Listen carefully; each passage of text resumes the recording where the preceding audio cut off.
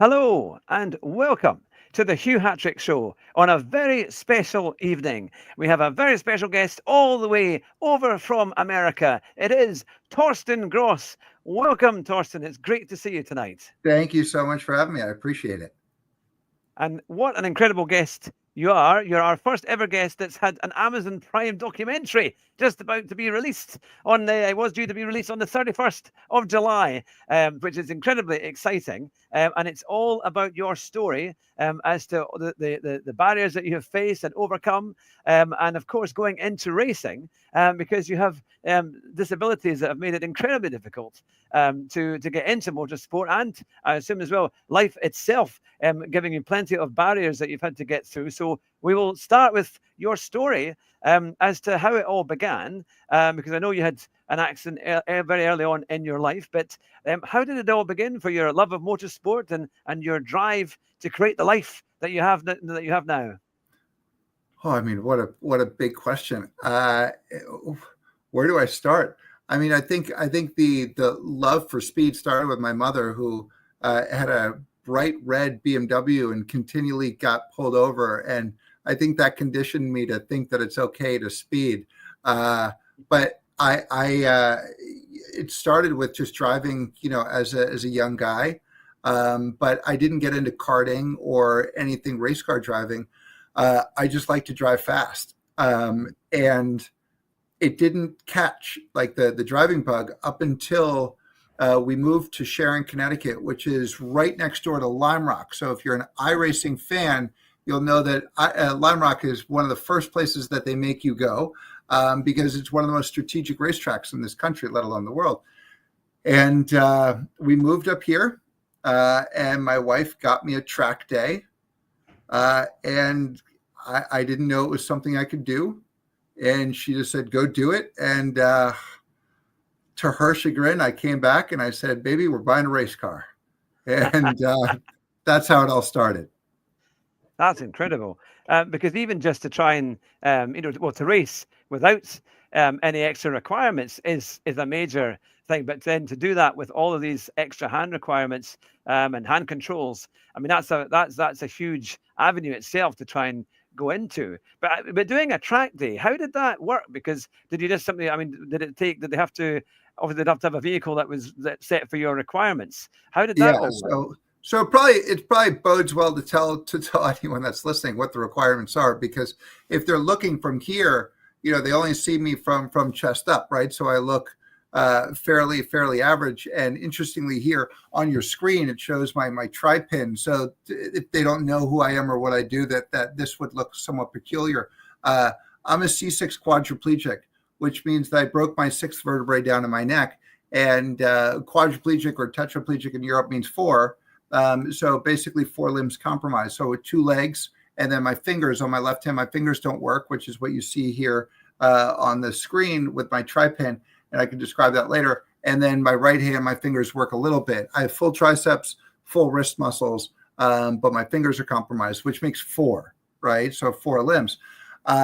So you're 100% right that when I went to the track for an everyday track day, they don't have track cars ready for me. But for most tracks anywhere, really, you use your own everyday car. So I went out there with at the time, and now I still drive an Audi S6, but not track prepared. It was just my everyday car. And that's how I got out for the first time. Wow. So what was it like, getting on the track at Lime Rock for the first time, kind of driving in a race? I know it's obviously not a race, but on a proper racetrack. What was the feeling like as you kind of went around the track? I still struggle to find the words, because I've done a lot of weird stuff. I'm the world's only quadriplegic that's a rescue scuba diver. I jump out of planes. I did 12 marathons in 12 months. I do a lot of cool stuff, and I'm not bragging here.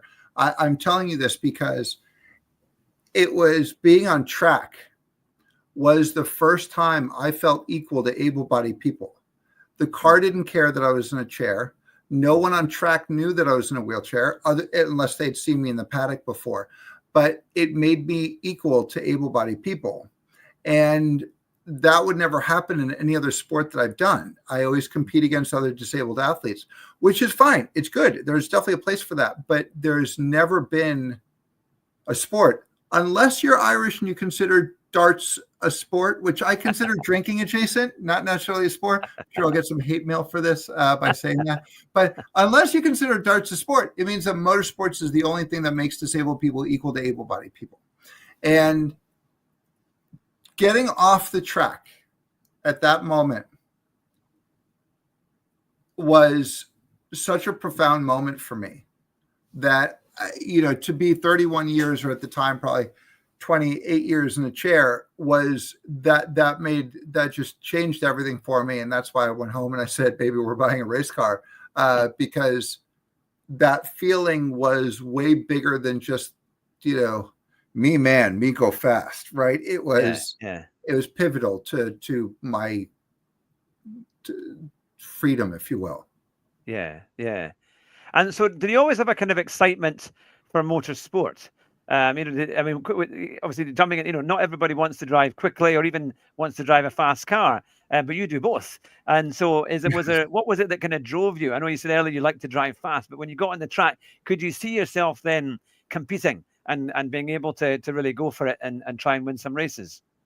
I realized really quickly that driving on track versus driving on the street is like rollerblades versus a 10-speed. Like, they both have wheels, they both move forward, they're both active. Let me say that differently. It's like mountain biking versus road biking. They look very similar, but they are fundamentally different, right? How you do your braking, how you corner, how you do your acceleration. While, again, it looks like what you do on the street, it's the exact opposite. Your brake pattern so your brake pattern goes slowly upwards when you're on the street to a stop sign, right? Like you push down the pedal, and that is on the street. On the track, it's the exact opposite. You go 100% brake and then you trail off. The only time you do that on the street is right before an accident. So I'm an instructor now. The hardest thing I can do, or the hardest thing to instruct, is to get somebody to go full brake, because they're scared of it, which I understand, right? Again, it happens right before a crash. So I realized, I was humbled really fast that I knew I was a fast driver on the street. I knew I was a good driver on the street, but boy, this is different. In a great way, right? But it meant, I have a penchant for speed. I think I understand, wheel dynamics and physicality of a car, but now I got to relearn something new. And I love that. It was amazing. Yeah. And looking at that picture there, we'll watch the video in a few minutes' time. How do you, if you're sitting in a race car, imagine, like a normal performance car, for someone who's able-bodied, you kind of feel through your bottom and your feet and the pedals, what the car is doing and how it's reacting to going around a corner, braking, accelerating. How do you get that feel when you're using your hands? Is there still you must be really kind of listening to what your body is doing to kind of know what's happening. How does that kind of work? It's a great question, and it's a very nuanced question. Things that keep building as people ask me and talk to me, and as I learn from others. So your first question is yes, it's definitely different. Now I'll say your normal is 2 arms, 2 legs. My normal is 2 arms. So like that just to me is normal. If I were to ever get my legs back, which I wouldn't, which I won't, but if I ever did, I'd be like, what do I do with these 2 things? Like, oh my God, add 2 more things to the equation. This is weird, right? So it's all about what you normalize. That's I'd say the first thing. The second thing is I pin my shoulders really tight back to the seat because that then creates the feeling for me on where the car is living, right? And where it's slipping. That said, what I've heard lately, which is fascinating, is that a lot of kids that are starting to drive these days that have learned on a sim, which does not give you butt feel or feel of the car, are learning how to see slides before they happen with their eyes. And that's fascinating that a new breed of driver is coming in where, yes, the butt feel like of where your car is important, but they are learning how to do that without the butt feel, right? Because Yeah. of sim. That is kind of what I do too, right? So I've learned how to see things differently and expect them differently than maybe an able-bodied person would. But it's definitely, it's harder, right? Like I am only steering with one hand, right? So my left hand has to be way more, or my brain has to be more in tune with what one hand is doing versus both. Yeah. Yeah. It just seems like, I mean, I struggle just trying to get my head around driving in a sim rig and seeing everything happening and kind of driving along and keeping up with comments from people watching. But it's a whole different environment, a whole different kind of dynamic to be doing that, and then using your hands. And it is quite a feat to be able to drive a car and then to be able to drive it quickly. It must be something. But what was your first race like? Because you I believe it's a GT4, a Group 4 car, a Porsche. What was your first race like? And you know, as you competed. So my first race car was actually just in a street built Cayman S that was remade, and that's the picture we're looking at here. That was remade into a race car. I've only recently, within the last year, gotten the GT4. My first race, you know, I think I should have been more terrified, but I had cameras all around me for my first race. And there's a little bit that goes into to your ego where you go, just shut up and go do. You've got cameras on you right now. The second you turn on the car, you forget the cameras are there. Yeah. And it felt like, to me, this is going to sound really weird, Hugh, but you know, the people bring the cars to the false grid, and then the drivers get into the cars in false grid, and then they go out on the track. Yeah. It looked to me like fighter pilots all walking to their jet, and they've got their flight suit on, and they put their helmets on with all these cords coming off, and they plug themselves into their car, and then the car turns on. It's like, you know, like everyone is a concerto all at once. And all I'm sitting there is going, holy what am I about to go do? Like, this is silly. And the second you get out there, and I'll never forget passing my first car and going, hell yeah, this is what it is. And that first car, that was the shot of adrenaline right into my veins. It didn't stop from there, but it was a massive range of emotions. It really was. Because when you got your racing license, what was it like to even, you know, to get that? Because that's a bit of a feat in itself. Do you have to be able to get in and out of the car within a certain time and things like that, or how does it all work? So so you've got a racing school, competition school. I did through SCCA, which is Sports Car Club of America. Our rules are our sanctioning bodies are a little bit different than Europe, and I actually don't like this. There's FIA and then one other race license, I believe, in Europe. We don't have that. We still have those, but we also then have SCCA or BMW Club or Porsche Club, where you can get your racing license and then race with different leagues. Mm-hmm. Some of the race leagues require you to have egress within a certain amount of time. Some do not. Mm-hmm. I personally think you should. Mm-hmm. Now, that makes things a little bit harder, but for us, especially for somebody in a chair, what I did I practiced over and over and over again, getting out of the car. So I can now get out of the car within 12 seconds. And I think you need to do it within 14. And I can now get out. That to me was a non-negotiable, right? Like, I don't care if I'm slow or fast as a driver. I need to be able to get out of the car, period, full stop, no conversation. And so we put mattresses next to my car, and over and over, I just threw myself out of the car. To a certain point, I was like, this is probably hurting me, but like, let's do it anyway. And so that any sanctioning body that says to me, you can't race with us, which I've had happen to me, I then just send them that video and go, I can do it. Period. That's amazing, because a racing car is not easy to get in and out of.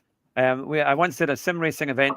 It was actually in a place called Simtrack at Leeds a number of years ago, and they had actually used an old Ginetta G23. It had been a proper racing car, and they'd actually taken out, well, they kind of halved it just basically behind the seats, but everything else was real. So you still had the roll cage, and at that time I was a little bit more hefty than I was now, and I quite struggled. I thought I'll get in here, but I don't know if I'll be able to get out, because just trying to get your head through the bit and then trying to get your legs out with the cross roll cage and all. It really was quite a thing. So I'll credit to you to be able to get in and out, and safely and quickly, to be within the requirements. I'll actually add to that. I'm a fat guy in a little coat because I'm 6'5", which I think is 197, something like that. Like, I'm very, very tall.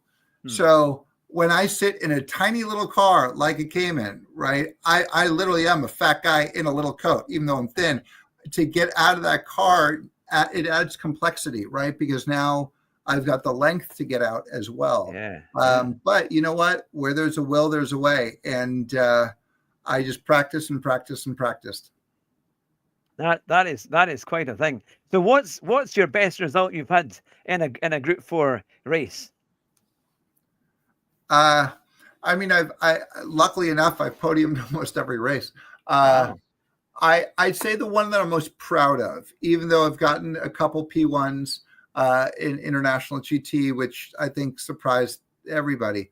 I think the one that I'm most proud of, and the scariest one for me, was I did World Racing League, which is an endurance league. We did it at COTA, Circuit of the Americas, the Formula One track in Texas. I did it with three able-bodied people and then me. I had never driven for over an hour in a physical car like a GT4. And we completed that out of 90 drivers, 90 cars. Yeah. And this is the championships, mind you. Out of 90 cars, we placed 10th. Wow. And we should have placed 5th, but we had 2 penalties thrown at us, but 1-minute penalties. That to me was a moment, and that's actually the last episode of the show. It was a moment where I realized I can do this. Yeah. I can compete with able-bodied people. And while somebody might mock me that it was 10th out of 90, first off, it was my 4th race ever, right? Wow. My 4th race weekend. It was 2 8-hour races in a car that I'd never driven before. I was very proud of myself. I was very nervous about it, but I was proud that we all, as a team. Yeah. And by the way, not just the drivers, right? Estes Racing, Dave O'Neill is who is my crew chief and team boss, is the founder of Haas, and also used to be the principal of Red Bull. And so Dave O'Neill knows his stuff, right? Yeah. And he ran an amazing team. He now runs an Indy team. For him to work with us and to help us with the show and with that race weekend, I'm emotional just thinking about it. Like, I mean, the luck that I have, the fortune that I get to do that is not beyond me. Like, that, it is lucky, it is whatever, all the words that you want to say, but they made me better. Yeah. They made me a better driver. And you know what? They didn't pity me at all. Yeah. Like, they just looked at me like just another driver. And yeah, you use your hands, but just go, shut up and go. And I love that, right? Like, I don't need pity. So it was great. Yeah, it's great. I think when it's a straight, when people treat you just as you need to be treated, isn't it? It's just the same as everybody else. I think that's a great attitude to have. And I used to be a carer a few years ago, and I used to care for people who had cerebral palsy. So they had a lot of issues with not just getting about and walking. Many of them had a walker, or they were in a wheelchair, but also with speaking. And I had a good relationship with them because I just talked to them as normal. Made sure I was clear, and that's why they liked me, because I had a clear kind of English or Scottish accent. My mum was a teacher, my father was a doctor, so I wasn't allowed to use any slang growing up. I had to be as clear as crystal, no sweary words, no nothing. I had to be good. But that really helped me, because in dealing with lovely caring communities and in those areas where I was a carer, it helped me so much because I just treated people as I would treat anyone else, and that was the best way to do it. And then we got on like a house on fire. It was a great relationship, you know. But no, that's the thing. But as well with, I mean, motor racing as its challenges just with driving, which you've overcome and successfully overcome, but even just getting a race car and being able to race, I mean, the money involved in that, I'd imagine must be a pain. Must be quite a thing. But so how did it all come about? How did it all kind of get financed? How did you make it all work like that? I'm very fortunate in life that and it's not beyond me to realize how fortunate I am that I get to take on such activities. Work-wise has been good for me and my wife, and so it's not. We were able to afford the first couple. I think the couple cars. The continual update is where things start getting more expensive, like race weekend for tires and teams and all that. Where I am, again, nothing short of fortunate to be able to work with Pennzoil and to work with Volkswagen as both of their brand ambassadors. And it is sheer coincidence I'm wearing a Pennzoil shirt. I just wear this actually normally. They are the sponsor of my show, and so it's been an amazing ride to have them in my corner, and they help me quite a bit.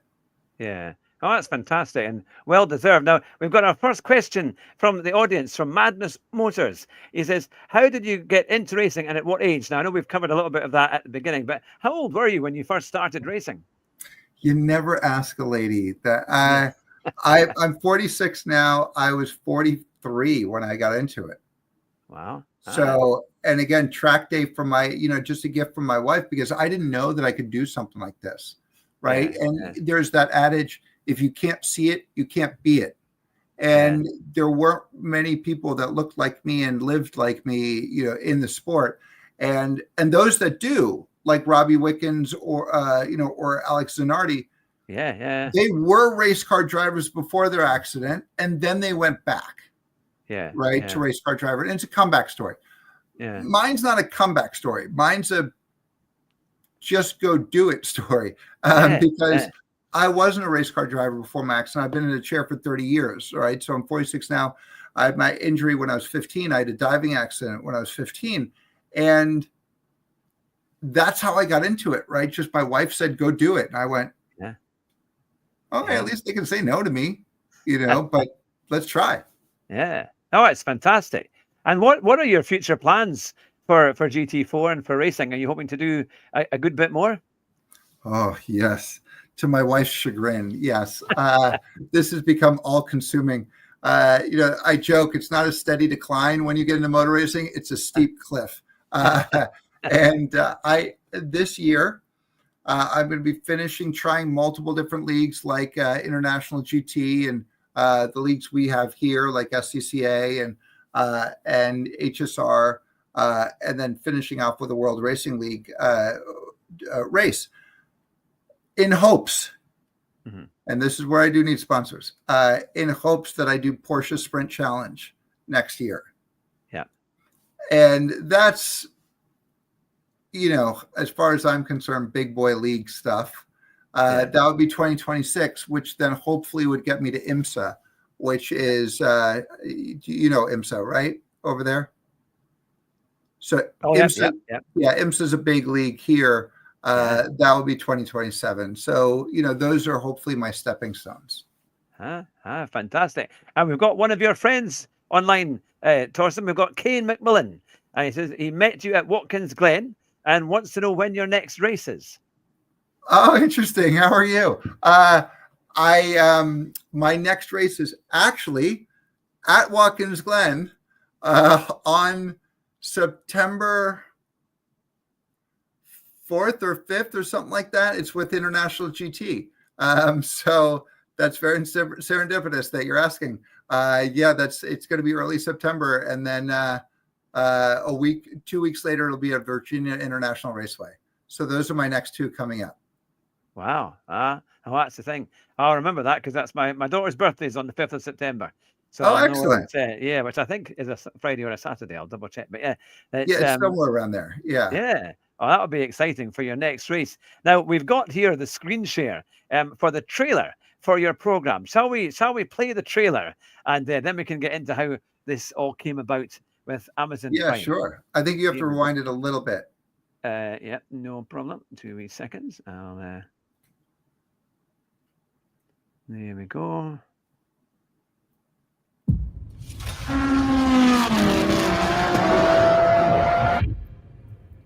When I was 15 years old, I broke my neck. I have been wanting to do wheel-to-wheel racing. This is the year that I'm actually going to do it. This world that Torsten has become involved with here is a lead up to professional racing. I think Torsten is allergic to not succeeding. There are very, very few sports that make us equal to everybody. I'll never compete against able-bodied people. Car racing, I can. The ability to do that is profound. In my head, it's a constant monologue of you can't do this.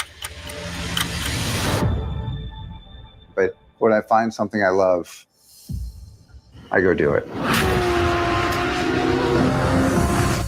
I would love if he's the only race car driver in the history of the world to never get into an accident. He's broken his neck once before. It's a dangerous sport.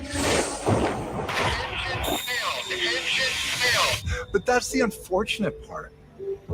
I don't want to gain respect from people because I'm in a chair and I finished a race.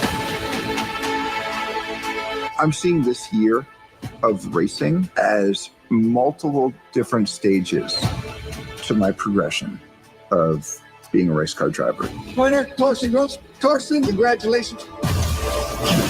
I don't get my best time, then I can just throw in the towel. I'm going to be up against almost 90 cars on a huge track. Guys, no penalties. We have to get it 100% right.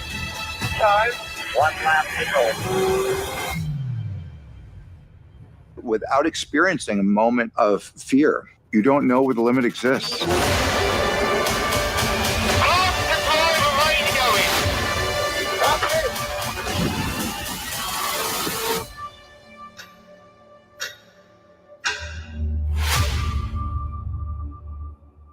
There you go. That looks fantastic. Absolutely fantastic. That is amazing. It looks so exciting. And Amazon Prime documentary all about your story and how you got into racing and how you got on in the series that you were doing for that. How did that all come about? Yeah, I was working with Penzel and a conversation ensued where I had said how nerve-wracking it can be for people that don't know about cars to get into car racing or just into motors in general, because it's a very bravado, very machismo type of category. And I said, as I said in the beginning of this conversation, we'd seen race car drivers that were injured have a comeback story. Mm-hmm. But we never, or you see somebody who's a really good driver and then they start following them. I said, I have never seen a documentary out there that actually follows somebody from the beginning, right? Where they're an old person and they're like, let's just go try this, right? Yeah. And showing that anybody can get into it, right? That it's not somebody who's a grease monkey or, knows everything about cars or has a boatload of money, just that anyone can get into it. Why don't we film that? Yeah. And that's, they caught everything. I mean, I don't know if you saw some of it, but I went into a wall at 60 miles an hour sideways, broke my femur, 3 ribs, and punctured my lung. They captured that. And I even decided, you know what? I'm taking out my phone and I'm going to document even going into the operating room. Yeah. So, because I thought, you know what? This is real life. Like, this is what it could happen. This is what did happen to me. So I let everybody in, and my wife did too, to the good, the bad, and the ugly, unfortunately. But it was real. Yeah. I mean, thankfully the Porsche. I mean, the Porsches are nice to drive, aren't they? And they do give a little bit of feedback and feel as to how they're handling. But how do you find it if you're going into a corner and do you get a good reaction time to be able to kind of control the car if it looks like if it's quite if it's what would be the phrase if it's a bit wild, if the car can be maybe not set up to your precise moments. Yeah. How do you find you control that? It's a good question. It's kind of like saying, how do you feel through your butt, versus your brain? Like you can't actually define that. You can say you just feel it. I don't know. I just feel it. I'm very sensitive to what's happening in the wheel. I'm very sensitive to what's happening in my braking. I am very sensitive to what's happening in my shoulders. And so I'll feel a little bit of a slip. I don't know how. I'm just very in tune with my car. I wish I could like point on the nose, like this is what it is. I just feel it. Yeah. Now that's fantastic. And of course, this is now the documentary is being released. I think it's been released possibly early, but it's supposed to be released on Thursday, the 31st. And what are you hoping to achieve with the documentary? What would be the main aim for that? Yeah, I mean, look, if somebody right now were to Google my name and the word Amazon, or Google Just Hands and the word Amazon, they may or may not be able to see it right now a little bit early. I'm not saying that. I'm just saying maybe. What do I hope people get out of it? This is a story about somebody in a wheelchair, but I hope that it's bigger than that. Meaning every car, even if they look the same, they're set up for driver preference, right? And drivers are very creative. Like we have to be very creative in how we adjust everything down to the millimeter, right? Whether it's how you like your sway bar, do you like oversteer, understeer? What pounds of pressure do you like in your tires? All the different things, right? There's so much that can be changed, even though the cars look similar. That implies that car racing is creative, right? Yeah. That you have to have a creative bone. Well, my creativity has some hands to it, right? But it doesn't. I want people to take away regardless of what appendages you use to drive, you should be creative too, and you can figure it out as well. That's at the end of the day, I hope what people take from it. Wow. And it will certainly raise the awareness of how to get into motorsport, and the fact that certain disabilities doesn't mean that you can't. You can overcome it, which is exciting. And as you said earlier, Alex Zanardi being a prime example. He had that horrendous smash and came back, and I think he's done cycling and everything in. He's done all sorts of incredible sports since that time, and it really does take an incredible the effort, I think, to be able to live like that, to be able to put everything out on the line and then come back again is something very special. So I do hope it goes really well for you, and I hope you get the credibility you deserve out of that, because it's a big step that you've taken, a big risk that you've taken, and it's great to see you thrive in the motorsport arena with a great team around you. But you're out there competitive and racing, which is a great encouragement, I'm sure, to everybody watching, and who'll be listening to this on the podcast later on. But there's also, as we're very much as well a sim racing community here on the channel, you've got some very exciting news about how people who are doing sim racing can also be involved if they have any kind of disability. Well, if people are looking right now, they can see my sim rig in the corner. We actually, I took my hand controls and I redeveloped them because I wanted to be able to shift with my fingers. And what I'd said then to Weigel and Mobility Innovations, which is one company, Weigel in Europe and Mobility Innovations here, what I had said to them when I redeveloped them, I said, this needs to be available to for a sim. Because right now you've got SimAbility and some other offerings, but what they do is, and good for them, right? But they take steering wheels and they make the paddle shifters into a brake or throttle. And that doesn't replicate what happens in the car, real world. That makes iRacing into a game. Yeah, iRacing is bigger than a game. It's a simulator, right? So I had said, well, I want to take these and make them available for sim racers. So you are actually the first public person that gets to know about this. We're about to launch Grip Shift. So mygripshift.com, which is, gripping and shifting, right? So mygripshift.com will show you the first ever hand controls that you can put onto your sim. And we're starting a beta program in the next month or so where we're going to be kicking this off for everybody. Yeah, I've put that in the comments so that people can copy that and can get along. But that's incredible because sim racing is huge and growing at a massive rate. As you see, iRacing being one of the main games. We play a lot of Gran Turismo, which is more of a kind of racy game, kind of fun game. You can kind of jump on and jump off kind of thing. Sure. It's which is quite nice. You don't have to do too much preparation for it, but to be able to, because there's so many new people and young people, and there's people from every different age group and background who do sim racing. So the fact that if there are any issues that they have to overcome now, there's the potential to see the technology that they can simply attach onto their wheel, and potentially that could work for them. So you got your hand in every pie in terms of you've got so many different things going on. You're a very busy person, that's for sure. So I also have, and I need this to be said for people publicly, I also have a charity called Just Hands Foundation. And Just Hands Foundation gets people who are in wheelchairs behind the wheel of track cars. And we're located in the Northeast in Connecticut, 2 hours north of New York City at Lime Rock.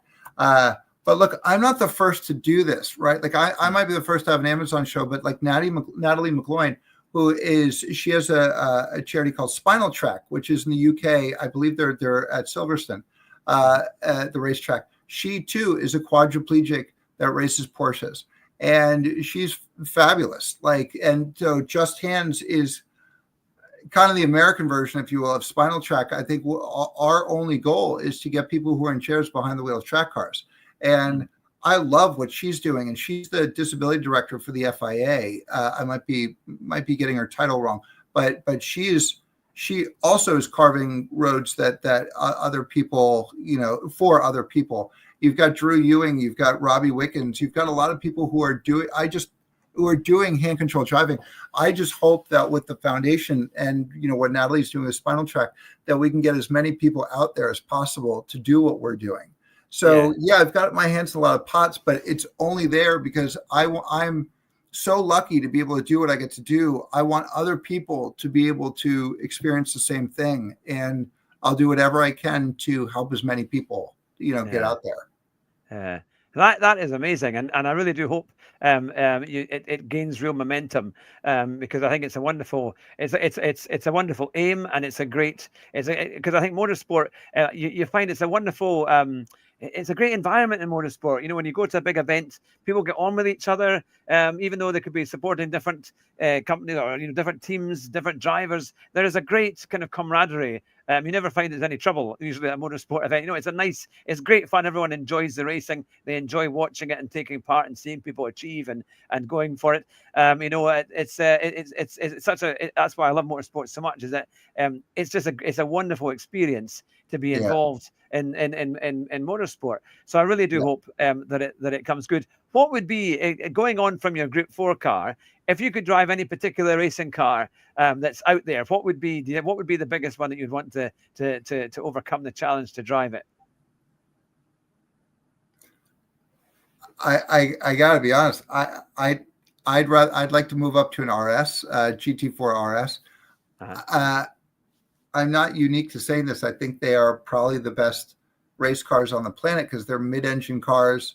The new RSs have engines that will rival any GT3, not any GT3, but will rival a GT3. They'd always said Porsche will never make a Cayman as fast as a 911, right? And here they have a GT4 RS that is now rivaling a lot of the GT3 cars. I'd have to stick with the Porsche family, with the GT3 or GT4. Look, would I like to do a Formula One car?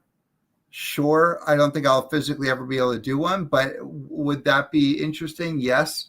I've had the fortune of having a E92 M3, BMW. Those are fun. I've driven a lot of different, I drove an M2 at Spa and at Nürburgring. Those are fun. I think you know what? I'm dancing around this answer, Hugh, because as I'm saying that, I realize there's so many cars that are just they're all different, and they all bring something special. Volkswagen just donated a Volkswagen GTI to the Just Hands fleet.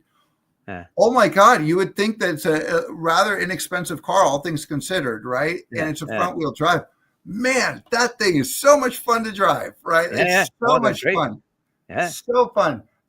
So I look at all these different cars. And I'm like, you know what? My answer is all of them, because they just all offer something different, and that to me is the beauty in what we do, right? Like it's all different.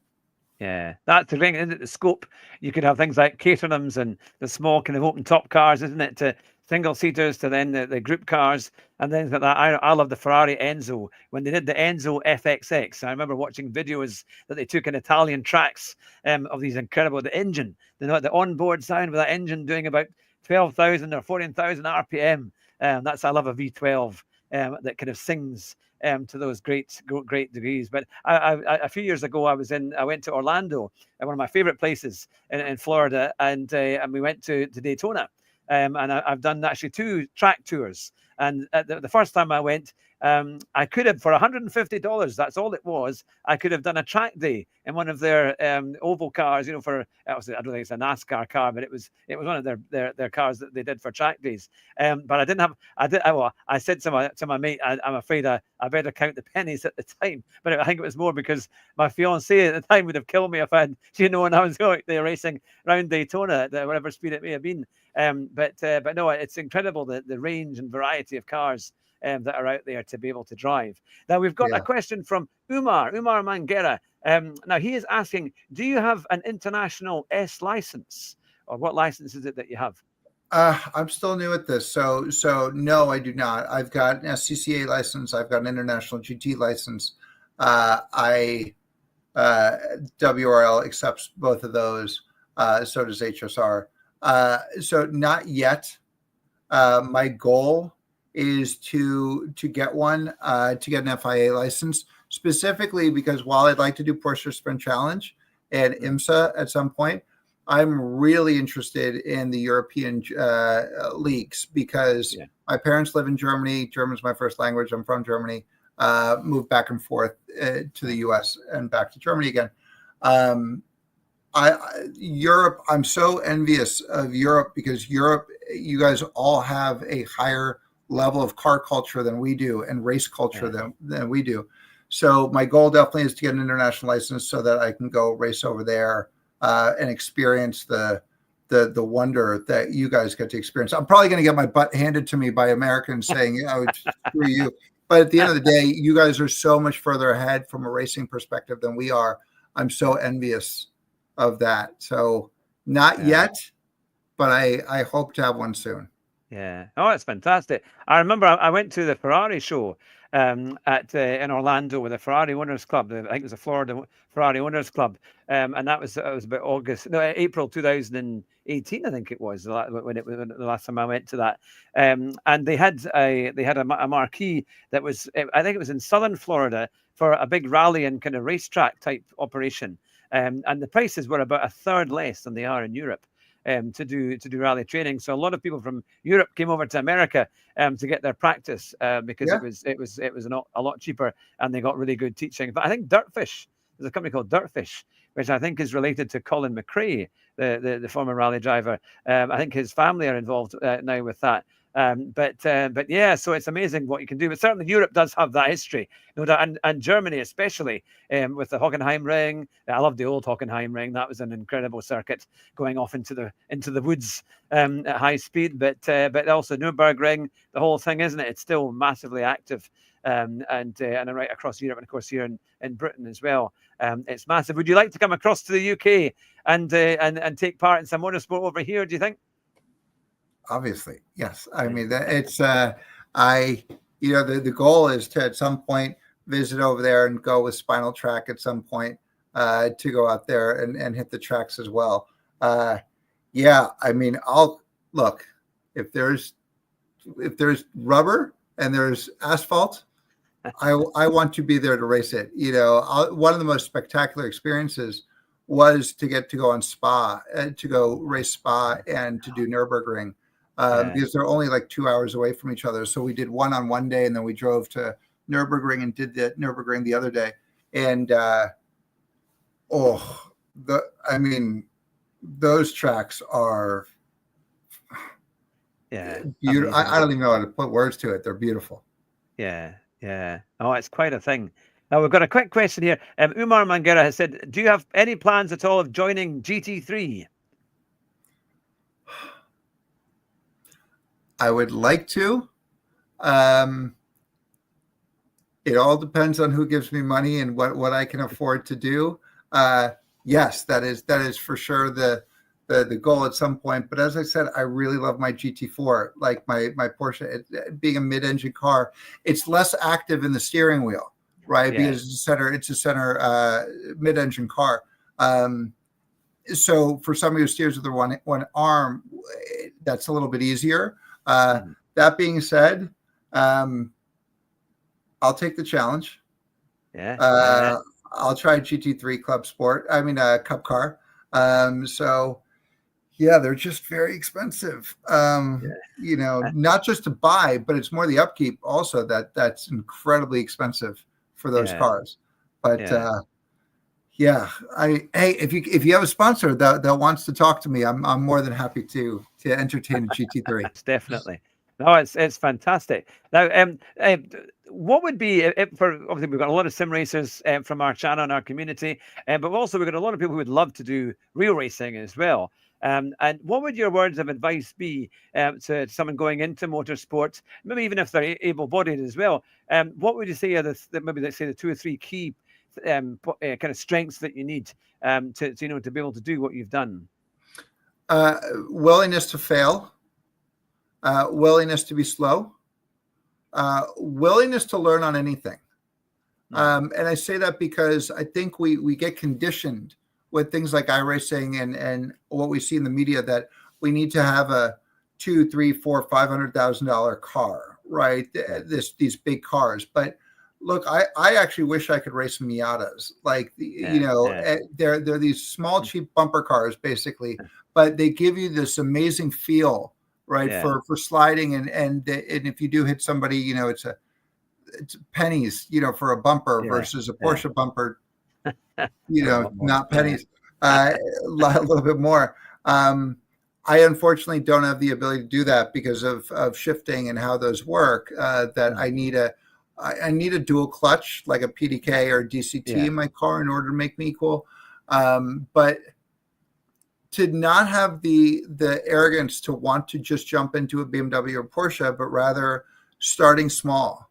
And I got to tell you, there's more competition there because it's more affordable.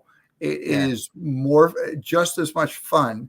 But I think we get in our own way that I need a Porsche. No, you really don't. But I think a willingness to fail is probably the biggest one, because we get into the seat and we're like, I'm going to win. Yeah. I say this, I did win my first race. So I that was weird. But I wasn't expecting it, right? To win, I went in going any pass is a good pass, or any clean pass is a good pass. And you're learning every single time you're out there. The win doesn't matter, right? And so seat time. The more you can get out, the better. And by the way, you don't even have to start with racing. Start with track days, right? Get out there and just understand the differences between a sim and a IRL car, like an in real life car. What are those? And then start to learn and go up from there. Those would be the things I would counsel. Yeah. Did you find that, like, on your first race, because you have to have a briefing, don't you? When you start in the morning, you go to the stewards and they'll have a kind of race briefing to let you know how did your fellow competitors kind of treat you? What was their response to you? Were they quite hard going, or were there a few pleasant ones there as well? It's a very, very good question and a very astute question. My first one was with the International GT. Now, this is because there was a league that I wanted to do before, which did not allow me to race. And so I had called the folks at International GT, and I'll never forget what she said in response. I said, I'm in a wheelchair. Do you think it's possible if I can race with you? And I have my race license. And she goes, you being in a wheelchair is just as insignificant to me as what color hair you have. And I thought that was a great answer. She didn't care, right? Yeah. Like if you're in a wheelchair, can you drive? Yes. Yeah. Do you have a race license? Yes. I don't need to know anything else, basically, is what she said. And for the most part, I get the same thing out of other drivers. They love seeing somebody in a chair out there. However, there is a group of people that get really pissed off when I beat them, because but they're the same people that would say like, well, can't believe a woman would beat me, or a black guy would beat me, or whatever, like non-white person would beat me, or non-male or a gay man would beat me. Like they get pissed off that somebody else beat them, right? Yeah. It doesn't matter if you're in a wheelchair. They're just pissed off in general. Yes, they get really pissed off when they see a guy in a wheelchair beat them, right? I love that, because you know what? Whether you're black or woman or gay or in a wheelchair, who gives a shit, right? Like you can win, right? Like you can, it doesn't matter what you are. So if they're going to get angry, great. I love that even more. You know, it just makes it taste all the better. But for the most part, though, Hugh, people have been great. Like they've been supportive. And then when they get out on the track, they do not care. Like, you know, we're now going to go wheel to wheel, which is what I want. Right. Yeah. I don't want to high five just because I'm the guy in the wheelchair that's out there. I want to high five because I beat you. Yeah. Fair and square, isn't it? That's it. Fair and square. Yeah. No, it's fantastic. It's fantastic. I just recently watched the F1 movie, and I actually did really like it. I thought it was a brilliant production. I think they really did it well. And I knew there'd have to be a bit of a storyline. There'd have to be a bit of jealousy amongst the drivers, a bit of intrigue and things like that. And it's interesting to see if does that really carry into real life. And I think because, as you say, some people will treat you well, some people won't, and some people will don't mind if you pass, or in terms of they'll take it on the chin, and others will be more upset. But it's good to know that there's a good camaraderie as well, and that you're able to get into get so much out of motorsport because you've put so much into it, and making that all happen. But you've got, of course, this official launch on Thursday. Tell us a bit about the big launch that's coming up. Yeah, I mean, look, I actually think, unfortunately, it's already launched, but it's coming out on Amazon Prime. It's called Just Hands for the Love of Racing. It is a story that follows me through 5 different tracks: Watkins Glen, Lime Rock, Watkins Glen, Virginia International Raceway, Daytona, and then World Racing League at COTA, Circuit of the Americas. I did the 24 hours of Daytona myself, and it's a simulation. So it's 4 1-hour stints every 6 hours. So you don't really get to sleep. And I just did that with myself. I did not have a co-driver for that. And that's episode 3. Virginia International was my first race. So they followed me through this whole thing, and you get to see my journey come to life, and all the ups and downs that a new racer faces. And I was honest the whole way through. It's a nerve-wracking endeavor, but we did it. Yeah. Oh, it's fantastic. Oh, it's amazing to see how you've been able to get into motorsport and thrive at it, and have a future, I'm sure, that will take you to many places, many countries, many of the racetracks that you want to get to, and I'm sure we'll see a lot more of you. If you're in the country, no, definitely, I'm sure. But if ever you do come to Britain, please let us know, because we'd love to come and support you. It would be amazing to see you race, and to see you in person, and to see how you do it, because it's a great achievement to do what you've done so far, and to have that out onto Amazon Prime as well, to let everybody else see it, because motorsport documentaries are fascinating, You know, it gives the audience that chance to get to know you. And I know we've only had about 45 minutes to 50 minutes tonight to kind of hear your story. But wow, this is the thing. We'd love to have you back on in the future. It would be amazing to have you back on to see how things are progressing. So people can see you at Just Hands. That's your charity. Are there any other lanes as well that they can look at? We do have your description for the Just Hands YouTube channel, I think in the description here. Is there any other way that they can kind of support you or get in touch with you? Yeah, Torsten F. Gross is my Insta handle, my Instagram handle, and then torstengross.com is my website. But Torsten F. Gross on Instagram is really the where I'm going to start posting a whole lot of fun stuff coming up very soon. Yeah. Oh, that's fantastic. Well, look, it's been an absolute privilege to have you on the show tonight. I know you're a very busy man and you've got many, many things to do. So we'll let you get on with your evening. But to everyone who's been watching, this is Torsten Gross, a fantastic racing driver, overcome many, many incredible hardships to get into motorsport and to deal with life itself. And there you have a man who has done it and is achieving and is a great inspiration to us all. And even has the sim racing rig in the background as a caveat as well for our channel too, which is fantastic. But thank you so much, Torsten, for coming on the show tonight. It's been awesome to coin an American phrase or American word there. Absolutely. It's been amazing. But stay on the line as we close the show. Thank you very much, everybody, for watching. You've been watching the HUGH HATRICK channel with our very special guest, Torsten Gross. And as our motto says, drive fast, don't crash. Bye just now.